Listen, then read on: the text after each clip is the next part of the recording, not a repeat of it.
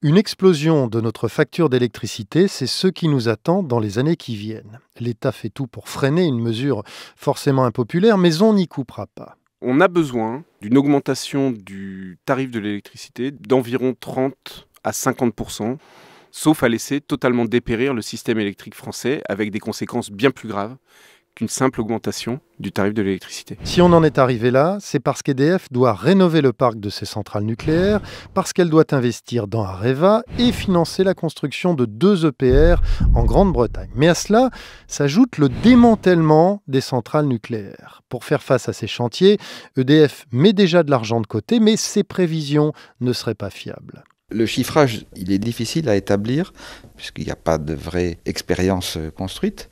Deuxièmement, on ne connaît pas la capacité à recycler, par exemple.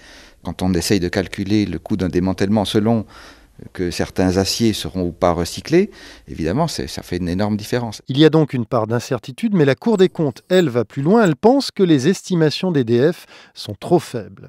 Idem pour ce qui concerne le stockage des déchets.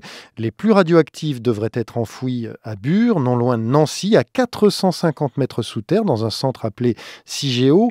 Une construction qui était estimée à 15 milliards d'euros, mais qui pourrait finalement coûter 35 milliards. L'ASN en tout cas a appelé à ce que le coût de CIGEO soit rapidement mis à jour parce qu'il a un impact majeur sur les charges que doivent mettre les exploitants de côté. À 1 milliard de différence, ça peut faire beaucoup de différence. Et en l'occurrence, il s'agit de dizaines de milliards. EDF joue gros dans cette affaire. Si l'entreprise n'a pas mis assez d'argent de côté lorsqu'elle devra démanteler les 58 réacteurs actuellement en service, c'est sa survie même qui sera en jeu.